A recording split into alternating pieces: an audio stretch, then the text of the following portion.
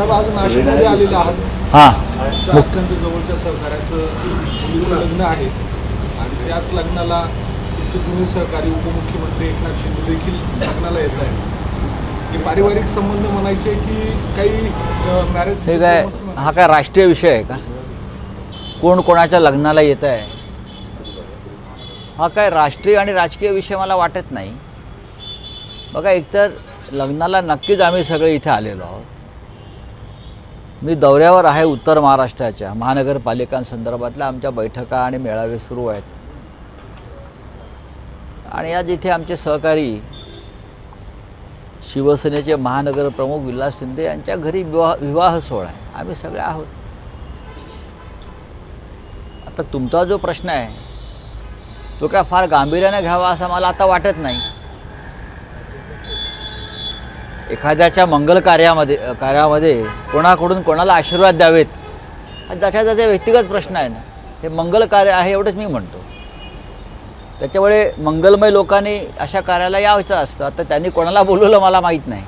हां, स्थानिक स्वराज्य संस्थांसाठी प्रभाग रचना पूर्ण करा असं निवडणूक आयोगाने राज्य सरकारला ठरवलेलं आहे. काय निवडणुकांचे पडघम लवकरच वाचतील असं नक्कीच वाचतील. सर्वोच्च न्यायालयानं जी काय मुदत दिलेली आहे सरकारला त्या चौकटीत राहून महाराष्ट्रातल्या 27 महानगरपालिकांची तयारी निवडणुकांची सरकारला करावीच लागेल. आणि त्या दृष्टीनं सगळंच कामाला सुद्धा लागलेलं आहे. 3-3.5 वर्ष महापालिका प्रशासकांच्या माध्यमातून लुटल्या जात आहेत. अक्षरशः लुटल्या जात आहेत.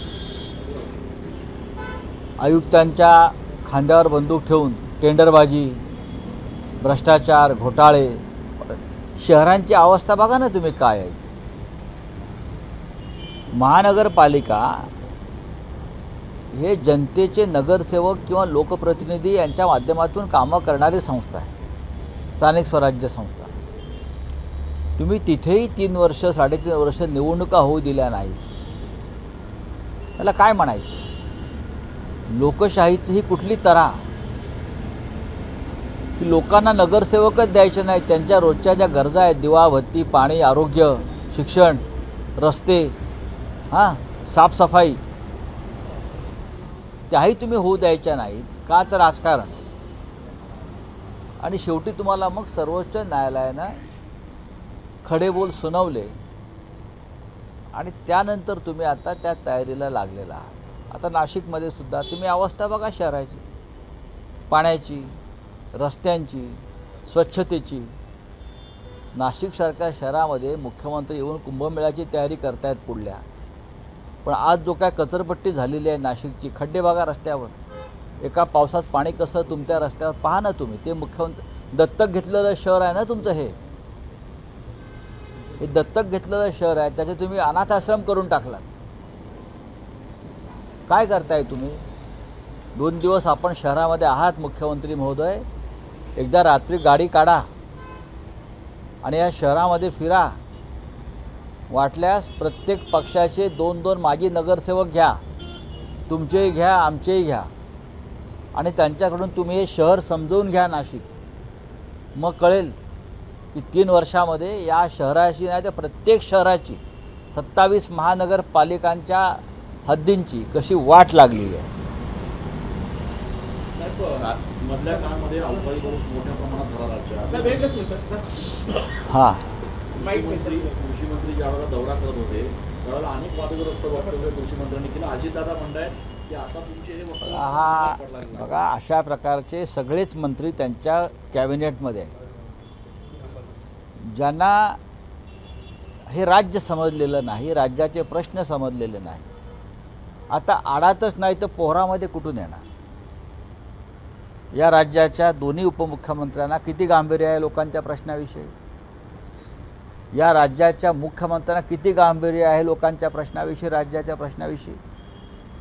याचं एकदा त्यांचं चिंतन बैठक घेणं त्यांची गरजेचं आहे. मला सांगा, एकनाथ शिंदेंना राज्याच्या प्रश्नाविषयी किती गांभीर्य आहे? राज्याच्या कोणत्या प्रश्नांवर समस्यांवर हे महाशय गांभीर्याने त्यांनी काम केलं आहे. टेंडर, ठेकेदारांकडून पैसे गोळा करणं, लोकांना पैसे वाटणं, पक्ष फोडणं. अजित पवार ही तेच करत आहेत, एकनाथ शिंदे तेच करत आहेत आणि राज्याचे मुख्यमंत्रीसुद्धा तेच करत आहेत. राज्याचे प्रश्न सोडवायचे कोणी, राज्याला प्रतिष्ठा प्राप्त करून द्यायची कोणी, या संदर्भात त्यांच्याकडे काय कोणतं प्लान आहे असं मला वाटत नाही. आहेत ना आज मुख्यमंत्री उपमुख्यमंत्री या लग्न सोहळ्यामध्ये आहे तिकडल्याच. काल कुंभमेळा झाला, आता लग्न सोहळे होतील. कालपासून मुख्यमंत्री नाशिकमध्ये आहेत. काल बैठक सुद्धा 6,500 कोटींचे टेंडर काढलेले आहेत. आणखी विकास मोठ्या प्रमाणात 6,500 कोटीपैकी किती हजार कोटीचं प्रत्यक्ष काम होणार आहे. कुंभमेळा, या कुंभमेळ्यात 10 ते 15,000 कोटीचा खुर्दा ओढणार आहे. हे आमचं एक सांस्कृतिक धरोहर आहे. कुंभमेळा तो उत्तम पद्धतीनं पार पडला पाहिजे. पण कुंभमेळ्याच्या नावाखाली प्रयागराजपासून नाशिकपर्यंत सरकारी पैशाची कशी लूट होणार आहे हे तुम्ही पाहायला पाहिजे. प्रयागराजमधले सगळे ठेकेदार हे गुजरातमधून आले होते, तुम्हाला माहिती असेल. अगदी नौका, ट्रॅव्हलिंग, तंबूवाले हे सगळे ठेकेदार गुजरातचे. सगळे रस्त्याची कामं त्या काळात झाली ते ठेकेदार गुजरातचे. नाशिकच्या कुंभमेळ्यामध्ये सुद्धा याच्यापेक्षा वेगळं होईल असं मला वाटत नाही. साहेब, याला दोन प्रश्न आहे. नाशिकमध्ये 2200 कोटी रुपयाचं टेंडर काढलं होतं, ते संपूर्ण ठेका जे गुजरातच्या कंपन्यांना देण्यात मग मी आता काय तुम्हाला सांगतो, आलं, नाशिकला जोडून प्रश्न आहे. मी तुम्हाला आता तेच, तुम्ही हा प्रश्न विचारण्याआधीच मी सांगितलं. कुंभमेळ्यातल्या हजारो कोटीतले किमान 5 ते 10,000 कोटी रुपये हे गुजरातच्या ठेकेदारांकडेच जाणार आहेत. स्थानिक कार्यकर्त्याला, स्थानिक काम करणाऱ्या कंत्राटदारांना याच्यामध्ये काही मिळणार नाही. सगळे ठेकेदार गुजरातचेच ठरलेले आहेत, सगळे. आणि ही सगळी कुंभमेळ्याची कामं ही गुजरातच्या ठेकेदारांना जाणार आहेत. राज्यामध्ये एकाच आघाडीच्या काळामध्ये उद्धव ठाकरे आणि आदित्य ठाकरे यांनी मोठा घोटाळा केलेला असलेलं, भ्रष्टाचार केला असल्याचं चंद्रशेखर बावनकुळे म्हणतात. कोण? चंद्रशेखर बावनकुळे. ज्याने 6 रुपयाला जमीन घेतली आहे, काही एकर सरकारची, काय ती आहे ना ती, तेच ना जमीन लुटली आहे सरकारची. आणि ज्यांनी भ्रष्टाचार केला म्हणून ज्यांचं तिकीट नाकारलं होतं मागच्या वेळेला, तेच बावनकुळे ना. मला वाटतं तेच आहेत ना, हे का वेगळे आहेत कोणी? साहेब, नाशिकच्या पालकमंत्री पदाबाबत काल मुख्यमंत्र्यांनी विचारला असता, त्यांनी उडवडीची उत्तरे देत तो प्रश्न टाळला. बघा, ते बरोबर बोललेले आहेत. पालकमंत्र्यांशिवाय काही अडलंय का, ते काय चुकीचं बोलले. मुळात सरकार, या राज्याचे मंत्रिमंडळ आहे, त्यांच्याशिवाय काय अडलेलं नाही आहे.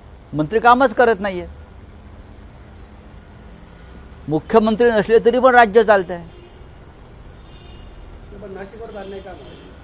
बाकीच्या ठिकाणी पालकमंत्री दिले नाही. जे बाकीच्या ठिकाणी जे पालकमंत्री आहेत ते काय दिवे लावते एकदा बघून घ्या. पालकमंत्री हा जिल्ह्याच्या लुटमारीसाठीच नेमला जातो अलीकडे, आणि पोलिसांवर दबाव आणण्यासाठी. लाडकी बहीण योजनेमध्ये मागच्या सरसकट लाभ देण्यात आलेला होता. अनेक चुका आहेत, अनेक अपात्र महिलांना लाडकी बहिणीचा लाभ दिला असं उपमुख्यमंत्री अजित पवार आता म्हणत आहेत. हो, मग त्याबद्दल तुम्ही प्रायश्चित घ्या. काय प्रायश्चित, राजीनामा द्या. अर्थ खात्यातून हा घोटाळा झालेला आहे. पैसे कोणी दिले? या राज्याचे पैसे लुटले कोणी? या राज्याचे पैसे तुम्ही लुटू दिलेत. लाडक्या बहिणींनी नाही तर लाडक्या भावांनी नावं बदलून महिलांची, आपली स्वतःची नावं बदलून हा लाभ घेतलेला आहे. हजारो कोटी रुपयांचा, शेकडो कोटी रुपयांचा सरकारी कर्मचाऱ्यांनी हा लाभ घेतला आणि तुम्ही तो घेऊ दिला. तुम्ही छाननी केली नाही. तुम्हाला माहिती आहे, पण तुम्हाला मतं पाहिजे होती आणि अर्थ खात्याच्या माध्यमातून ही लूट झाली संपूर्ण. याचं प्रायश्चित कोणी घेतला पाहिजे? हे काय सांगतायत? साहेब, राज्याचा मुद्दा आहे. त्या ठिकाणी सुनील तटकरे, महेंद्र थोरवे यांच्यामध्ये वाद रंगलेला आहे. जरी टीका केली जाते सुनील तटकरे भ्रष्टाचार केलेला. तुमचं काय म्हणणं आहे ह्याच्यावरती मी मत व्यक्त करावं? त्या पालकमंत्री पदावरनं हा सगळा वाद रंगलेला. त्यांचे नेते इथे येणार आहेत ना आज. नेत्यांना विचारा प्रश्न हा. आम्ही कशा करता बोलायचं? राज्यमंत्र्यांना अजूनही त्यांच्या अधिकाराचं वाटप करण्यात आले जवळपास 4-5. मग तुम्हाला काय वाटतं, कॅबिनेट मंत्र्यांना अधिकार आहेत का? विचारा. राज्यमंत्र्यांना नाही म्हणून तुम्ही प्रश्न विचारताय. या राज्याच्या कॅबिनेट मंत्र्यांना सुद्धा अधिकार नाही आहेत. म्हणजे तिकडे केंद्रात सुद्धा नाही आहेत आणि राज्यात सुद्धा नाही आहेत. चला, धन्यवाद. मुख्यमंत्री रोजगार निर्मिती योजनेअंतर्गत 5,500 कोटींचा घोटाळा झाला. 5,500. त्याच्यामध्ये शिंदे गटाचे राजेंद्र सोनवणे यांच्या समोर आहे. तर गुन्हा दाखल होऊ नये म्हणून शिंदे गटाकडून पोलिसांवर दबाव आणला जातो. यात नवीन काय आहे? यात नवीन असं काहीच नाही आहे. यांच्या लोकांनी भ्रष्टाचार करायचा, घोटाळे करायचे. आणि खरं म्हणजे अंदाज समितीचे अध्यक्ष अर्जुन खोतकर, त्यांच्या पीएच्या खोलीमध्ये 2 कोटी रुपये सापडले आणि हे 2 कोटी रुपये अंदाज समितीच्या चेअरमनला देण्यासाठी हा नजराणा आणला होता. तिथे कारवाई झाली नाही, तर इथे काय होणार? जालिंदर सुपेकर यांनी 400हून अधिक शस्त्र परवाने दिले. नाही, मला माहिती नाही. चला, थँक्यू. साहेब एक प्रश्न. अमित शहा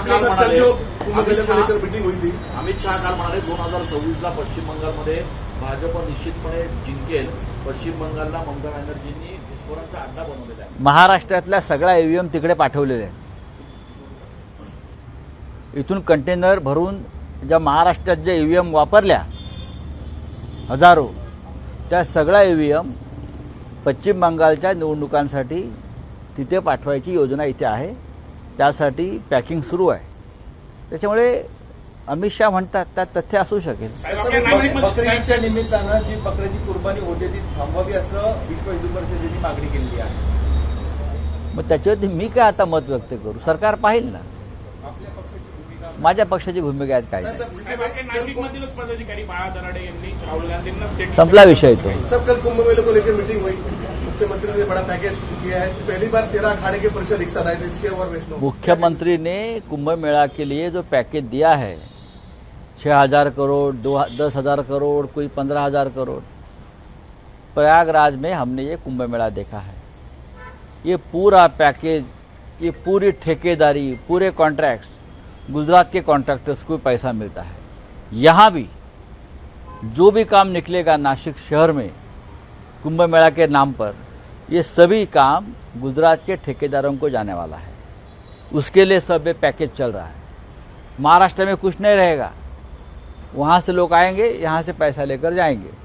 हमारे साधु भजन करते आएंगे और चले जाएंगे स्नान करके. एबीपी माझा, उघडा डोळे बघा नीट.